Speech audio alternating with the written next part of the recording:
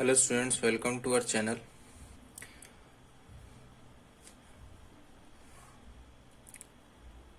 ये आपका पार्ट 1 है, चैप्टर केमिकल काइनेटिक्स।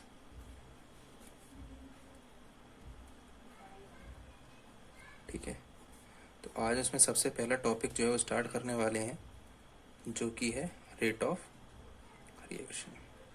क्या होता है रेट ऑफ रिएक्शन या कैसे समझेंगे इस चीज़ को, तो इसमें कोई बड़ी बात नहीं है।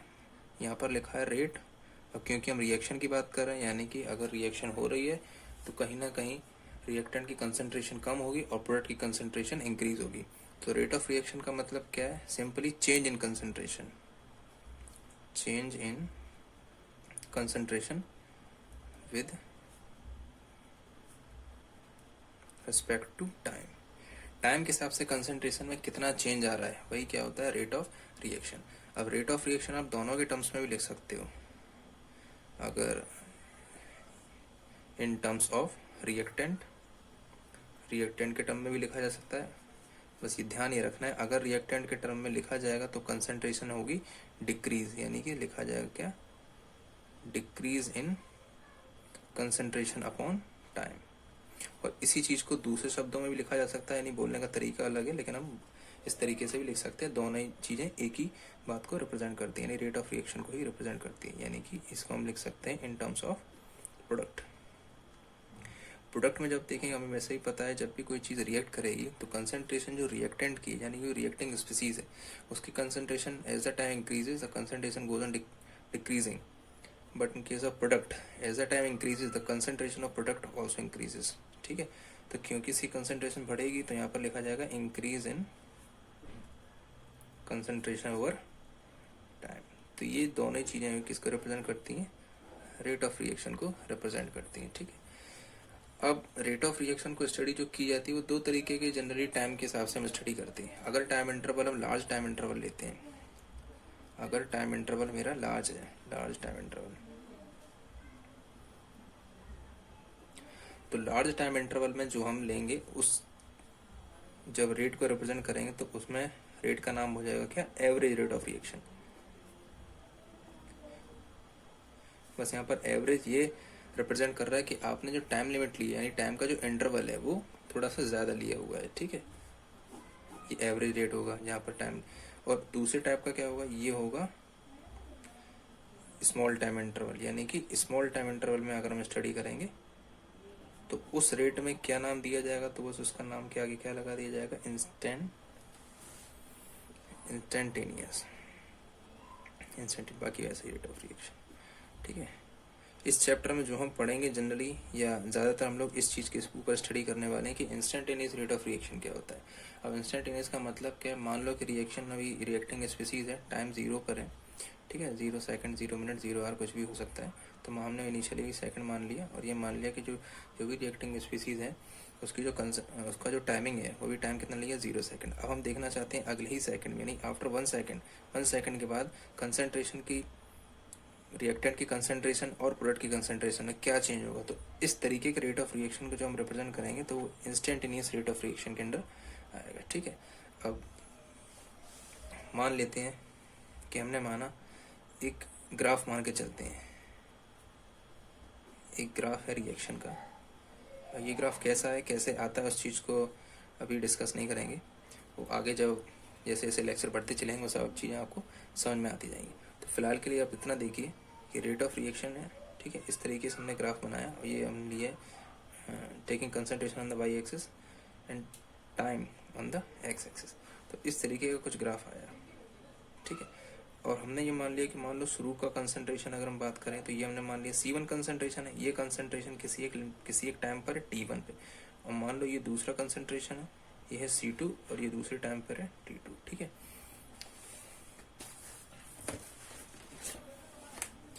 अब अगर एवरेज रेट निकालेंगे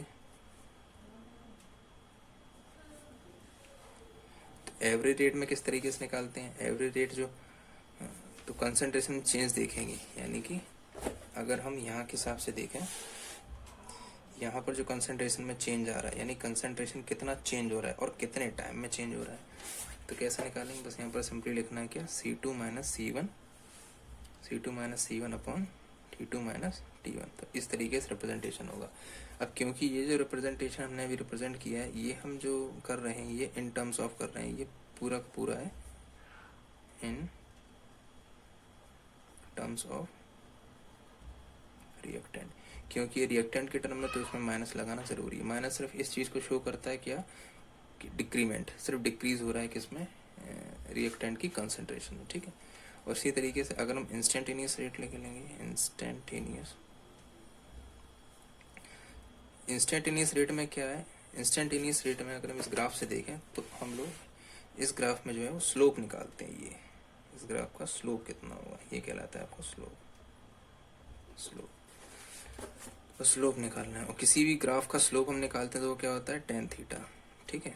तो वो कंसंट्रेशन पर डिपेंड करेगा, और यहाँ पर कंसंट्रेशन आएगा, यहाँ पर टाइम आएगा। लेकिन हम पहले ही बता चुके हैं इस टाइप की जो कंसंट्रेशन है, क्योंकि ये बहुत शॉर्ट कंसंट्रेशन है, यानी कि अगर हम इस पॉइंट पर मान लो स्टडी करना चाह रहे हैं, सिर्फ इसी पॉइंट पर कंसंट्रेशन को हम लोग, बहुत ही स्मॉल कंसंट्रेशन है और बहुत ही इसमें जो टाइम होगा वो भी बहुत स्मॉल इंटरवल के लिए होगा। यहाँ पर जो भी टाइम आएगा, अगर कंसंट्रेशन कम है तो टाइम भी कम होगा। तो यहाँ पर जो साइन लेके आते हैं वो डी लेके आते हैं। डी का मतलब यहाँ पर होता है इनफाइनाइटेसिमली, ये डी स्टैंड्स फॉर इनफाइनाइटेसिमली। इनफाइनाइटेसिमली का मतलब है जो भी कंसंट्रेशन है बहुत कम है या बहुत लेस अमाउंट में, ठीक है। तो इसको एवरेज रेट की अगर बात, और यहाँ पर भी माइनस साइन लगेगा क्योंकि हम ये रिएक्टेंट के टर्म में बात कर रहे हैं, और इसको लिखते हैं हम लोग डेल्टा से। डेल्टा थोड़ा सा लार्ज वैल्यू को शो करता है, ठीक है। यहाँ तक बात समझ में आ गई।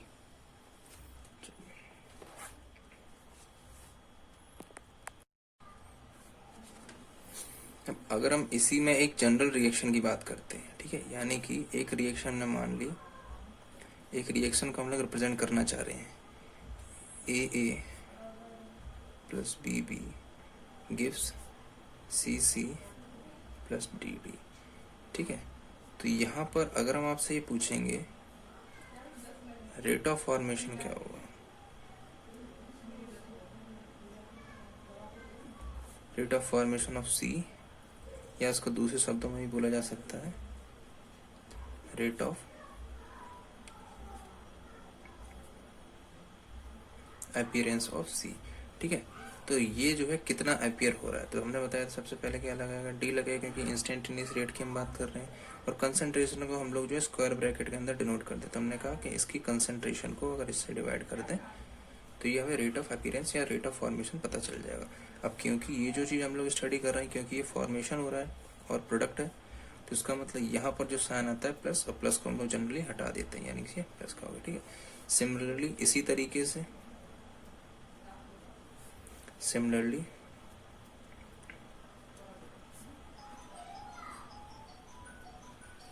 Rate of appearance of D, D की रेट ऑफ अपीयरेंस निकालो तो किस तरीके से निकलेगा, बस कुछ नहीं करना, concentration divided by time plus, ठीक है। तो रेट ऑफ अपीयरेंस हो गया किसका, ये हो गया इसका। अब इसी तरीके से अगर हम ये देखें, यानी कि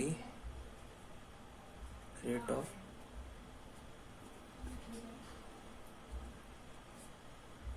डिसअपीयरेंस ऑफ ए, यानी कि ए का रेट ऑफ डिसअपीयरेंस क्या है, यानी कि अगर रिएक्शन प्रोसीड हो रही है तो प्रोडक्ट तो बनेंगे, साथ ही साथ रिएक्टेंट की कंसंट्रेशन भी कम होती जाएगी। तो किसनी कम हो रही है, यानी उसकी कंसंट्रेशन जो है वो टाइम के हिसाब से कम होती जा रही है। अब क्योंकि डिक्रीज हो रही है डिसअपीयरेंस, और उसकी कंसंट्रेशन क्या होगी, हमेशा क्या होगी, डिक्रीज होगी। तो इसीलिए यहाँ पर हम लोग साइन लगाएंगे माइनस, ठीक। इसी टाइप से rate of disappearance of B, तो इसका रेट ऑफ डिसअपीयरेंस क्या होगा, कंसंट्रेशन लेनी है, टाइम से डिवाइड कर देना माइनस, ठीक है। तो ये सब चीजें जो आपसे क्वेश्चन न्यूमेरिकल्स में जो डायरेक्ट आस्क की जाएंगी, तो rate of formation, rate of appearance एक ही चीज है, ठीक है। प्रोडक्ट के फॉर्म में जब भी हम लिखेंगे प्रोडक्ट, क्योंकि बन रहा होता है तो वहां पर सिर्फ प्लस साइन का यूज करते हैं, और क्योंकि रिएक्टेंट कंज्यूम हो रहा होता है या डिसअपियर हो रहा होता है तो इसलिए उसके लिए हम लोग यहाँ पर क्या माइनस साइन का इस्तेमाल करेंगे, ये आप लोग याद रखिएगा, ठीक है। और लेकिन अगर हम यहाँ से इस चीज की बात करें कि रेट ऑफ रिएक्शन क्या होगा, रेट ऑफ रिएक्शन लिखते समय बस एक चीज का ध्यान आप लोगों को रखना है, ए से स्टार्टिंग करते हुए लिखते हैं D A by D T, ठीक है। अब क्योंकि इसकी कंसंट्रेशन कम हो रही तो हमने माइनस लगाया, लेकिन यहाँ पर ये देखना भी ज़रूरी है कि यहाँ पर इसका ये स्टोइचियोमेट्रिक कोफिशिएंट है। स्टोइचियोमेट्रिक का मतलब है अगर रिएक्शन हमने बैलेंस लिखी हुई है तो जो नंबर ऑफ मोल्स रिप्रेजेंट करेंगे, यानी कितने मोल्स ए के पार्टिसिपेट कर रहे हैं किसी रिएक्शन को करवाने के लिए, तो बस उस वैल्यू का यहाँ पर क्या हो जाएगा, डिवाइड हो जाएगा बस। ठीक है, ऐसे सभी के केस में होगा।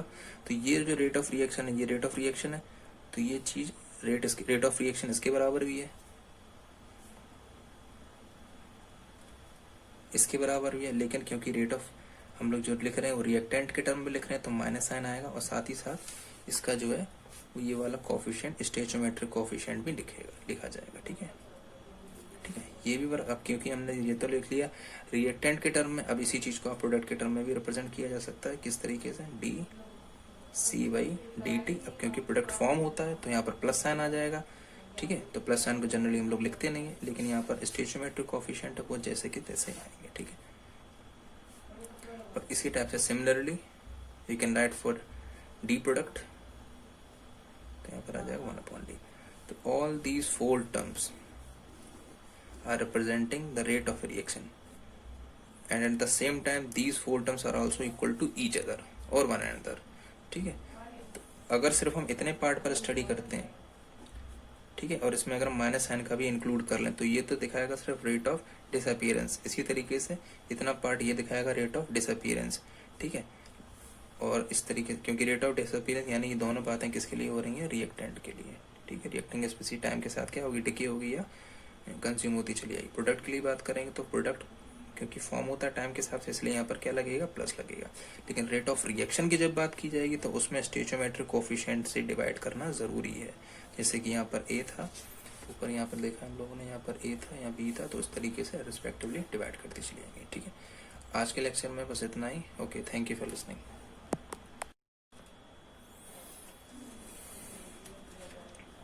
अभी तक जो हम लोगों ने पढ़ा इंस्टेंटेनियस रेट, एवरेज रेट, अब उसके आगे का टॉपिक। ठीक है, आगे का टॉपिक क्या है, देखिए हम यहाँ पर लिखने की कोशिश, यहाँ पर जो है ये सीखने की कोशिश करेंगे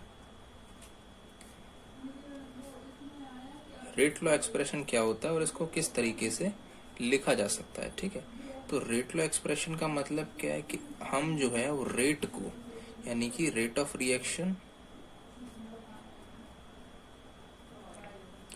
रेट ऑफ रिएक्शन को एक्सप्रेस करना चाहते हैं, express in terms of concentration of reacting species. ठीक है, यानी कि अगर हम रेट ऑफ रिएक्शन का कंसंट्रेशन ऑफ रिएक्टिंग स्पीसीज के साथ कोई भी एक कनेक्शन दिखाना चाहें तो वही जो है वो क्या दिखाएगा, यानी इन चीज़ों को बस आपको मैथमेटिकली लिखना है और वही क्या होगा, रेट लॉ एक्सप्रेशन होगा। यानी कि उस चीज़ को यूज़ करके हम ये बता सकते हैं कि किसी भी रिएक्शन का रेट किस तरीके से वेरी करेगा अगर हम कंसंट्रेशन को कम या ज़्यादा कर सकते हैं। ठीक है, ठीक, तो यहाँ पर 2 साइंटिस्ट, कौन कौन से साइंटिस्ट, कार्टो गोल्डबर्ग एंड पीटर वागे, इन्होंने एक रिलेशन बनाया, यानी कि इन्होंने जो है वो ये रेट लॉ एक्सप्रेशन को एक्सप्रेस करने के लिए कोई थ्योरी प्रपोज की। ठीक है, जो कि एक्सपेरिमेंटल है। और सबसे पहले एक इन्होंने नियम दिया जिसको हम लोग बोलते हैं law of mass action. Law of mass action क्या होता है, ये बस डिपेंडेंसी बताता है। किस चीज़ की डिपेंडेंसी, कि जो रेट होता है, रेट जो है वो डायरेक्टली प्रोपोर्शनल होता है किसके, कंसंट्रेशन ऑफ रिएक्टेंट के। रिएक्टेंट की कंसंट्रेशन की जो रेट है वो डायरेक्टली क्या करता है, प्रोपोर्शनल होता है, और उसी चीज़ को हम लोग बोलते हैं यहाँ पर क्या, लॉ ऑफ मास एक्शन। लेकिन इस चीज़ को उन्होंने ऐसे ही एक्सप्लेन नहीं किया, मतलब कहने का है कि एक प्रॉपर स्टेटमेंट दिया जिसकी हर एक चीज़ को फॉलो करना ज़रूरी है अगर हम किसी रेट लॉ को या रेट लॉ एक्सप्रेशन को लिखना चाहते हैं। तो उनका एक्सप्रेशन क्या था, उन्होंने ये कहा था कि एट ए गिवन टेम्परेचर, ठीक है, किसी भी एक पर्टिकुलर टेम्परेचर पर जो रिएक्शन का रेट होगा, rate of reaction is directly, वो rate of reaction directly proportional होगा किसके, टू द प्रोडक्ट। ठीक है, किसी भी गिवन टेम्परेचर पर जो रिएक्शन की रेट होगी वो डायरेक्टली डिपेंड करेगी किस पे, टू द प्रोडक्ट किसका product? Product of molar concentration of reactant, यानी रिएक्टेंट की जो आप लोगों को कंसंट्रेशन लेनी है वो मोलर कंसंट्रेशन होनी चाहिए, और साथ ही साथ अगर उनके पास कोई भी स्टोइचियोमेट्रिक कोफिशिएंट्स हैं, ठीक है, यानी कि with concentration term raised to power equal to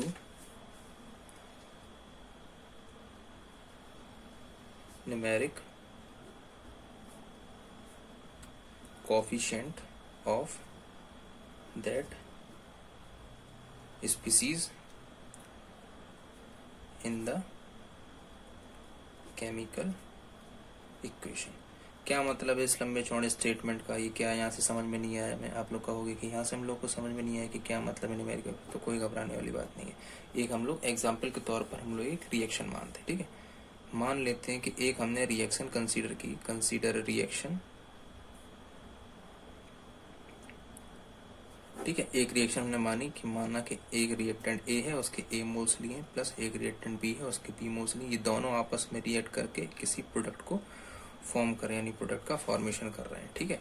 तो इसके हिसाब से अगर हम रेट लिखेंगे तो रेट जो होगा वो डायरेक्टली डिपेंड करेगा किस पे? इन दोनों की कंसंट्रेशन पर, इन दोनों की कंसंट्रेशन पर, ए की कंसंट्रेशन पर और बी की कंसंट्रेशन पर, साथ ही साथ इन दोनों की डायरेक्ट कंसंट्रेशन पर नहीं, इन दोनों के प्रोडक्ट पर।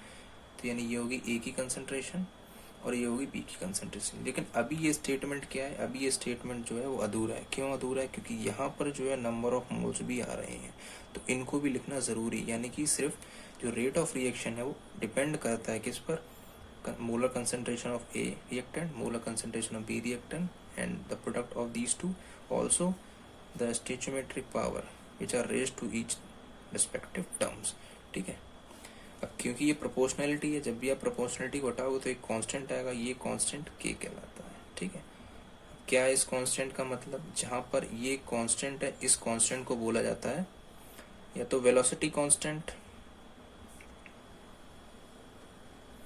Velocity constant, specific reaction rate, specific reaction rate, ठीक है। यानी कि अगर हम ए की कंसंट्रेशन को 1 मोलर ले लें, 1 मोलैरिटी, और बी की कंसंट्रेशन भी अगर हम ले लें 1 मोलैरिटी, तो जो रेट ऑफ रिएक्शन है वो रेट कांस्टेंट के क्या हो जाएगा? इक्वल हो जाएगा। तो रेट कांस्टेंट को हम लोग डिफाइन कर सकते हैं, तो इस केस में बोला जाएगा therefore K is defined as the rate of reaction when the concentration of reactant taken as 1m। क्या मतलब है? यानी कि जब यहाँ पर हम लोग देखा, जब हमने रिएक्टिंग स्पीसीज की कंसंट्रेशन को मान लिया कि अगर दोनों की कंसंट्रेशन हमने सेम ली है और वो दोनों ही जो है 1 के इक्वल अगर हम लेते हैं, तो rate of reaction rate constant के इक्वल आ, यानी कि rate constant he rate of reaction है वो होगा अगर रिएक्टिंग स्पीसीज की कंसंट्रेशन को हम लोग 1 मोलैरिटी कंसिडर कर लेते हैं, ठीक है। ये जितनी भी चीजें अभी तक समझाई हैं ये इतनी ईजी हैं, थोड़ा सा टिपिकल है, ठीक है। हर बार ऐसा नहीं होता है कि मान लो हमने यहाँ पर रेट लॉ सीख लिया, ठीक है, ये अभी हमने प्रीवियस देखा था कि अभी रेट ऑफ रिएक्शन इस तरीके से लिखा था, तो हर बार जरूरी नहीं है कि कोई भी रिएक्शन लिखी गई है और उस रिएक्शन के स्टोइचियोमेट्रिक कोफिशिएंट को ऊपर कर देने से वो रेट ऑफ रिएक्शन को रिप्रेजेंट करता है। ये हर बार हो ऐसा जरूरी नहीं है, यानी कि चीजें बदलती हैं, ठीक है। तो जब एक्सपेरिमेंट्स किए गए, नंबर ऑफ एक्सपेरिमेंट्स किए गए इस चीज़ पर, तो ये पाया गया कि हर बार स्टोइचियोमेट्रिक कोफिशिएंट जो है उनसे ही हम रेट ऑफ या रेट लॉ एक्सप्रेशन को नहीं लिखा जा सकता। यानी कि जो ये वैल्यूज होती हैं ये कुछ केसेस में एक्सपेरिमेंटल डिटरमाइंड वैल्यूज होती हैं, ठीक है। और उस एक्सपेरिमेंटल डिटरमाइंड को वैल्यू अगर हम लिख दें इसको, इन दोनों को डिफरेंशिएट करने के लिए, तो हम मान लेते हैं कि P है और दूसरी क्या है? Q है। यहाँ पर तब ये और P और ये Q, ये दोनों ही चीजें जब आपस में हम लोग मिला देते हैं तो ये कहलाई जाती है क्या? Order of A reaction. यानी कि हम यहाँ से बता सकते हैं कि जो रिएक्शन हो रही है वो कितने ऑर्डर की है। क्या मतलब है ऑर्डर का? ऑर्डर का मतलब सिंपली ये है कि वो जो रेट है रिएक्शन का वो रिएक्टिंग स्पीसीज की कितनी पावर के साथ वेरी कर रहा है, ठीक है। यानी कि अगर हम जनरल ओवर भी लें, और ये जो दोनों ही चीज़ें हैं या जितनी भी चीज़ें हैं ये एक्सपेरिमेंटल क्वांटिटी है। ये ऑर्डर ऑफ रिएक्शन क्या होता है? ये एक्सपेरिमेंटल डिटरमाइंड क्वांटिटी होगी, ठीक है।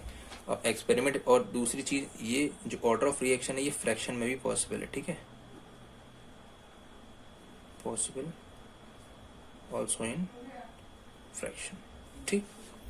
तो ये चीज यहाँ पर आपको समझ में आई गई। अब क्या मतलब, हम मान लेते हैं अगर फर्स्ट ऑर्डर रिएक्शन है, हमने कहा फर्स्ट ऑर्डर रिएक्शन है। आपको पता है फर्स्ट ऑर्डर रिएक्शन के लिए अगर हम दो रिएक्टेंट लेते हैं तो अगर वैल्यू टोटल 1 आनी है तो कोई किसी एक वैल्यू को 1 होना पड़ेगा, दूसरी वैल्यू को 0 होना पड़ेगा। तो यानी कि हम लोग लिख सकते हैं रेट लॉ जो है वो इस तरीके से हो सकता है, या तो ऐसा हो सकता है और ऐसा भी हो सकता है, और रेट लॉ जो है वो ऐसा भी हो सकता है, क्योंकि यहाँ पर अभी हमने बताया जो ये ऑर्डर ऑफ रिएक्शन होता है ये किस में लिख सकते हैं हम लोग? फ्रैक्शन में लिखा जा सकता है, ठीक है। तो इसको इस तरीके से लिखा जाए। अब ये वैल्यूज पता कैसे चलती हैं? ये एक्सपेरिमेंटल डिटरमाइंड डेटा होते हैं, ठीक है। ठीक है, आज के लेक्चर में सिर्फ इतना ही। बस आप लोग इसको स्टडी कीजिए, रिवाइज कीजिए और इससे रिलेटेड क्वेश्चंस को सॉल्व कीजिए। मैं ये कोशिश करूंगा अपने लेक्चर को ख़त्म करने के बाद जितने भी क्वेश्चंस हैं या जो इंपॉर्टेंट टॉपिक्स के क्वेश्चन जो होते हैं जिनमें आप लोगों को डाउट रहता है वो मैं लास्ट में चैप्टर ख़त्म होने के बाद एक लेक्चर उनकी सीरीज़ बनाऊंगा, उन क्वेश्चंस को सॉल्व करूँ, ठीक है। Okay, thank you for listening students.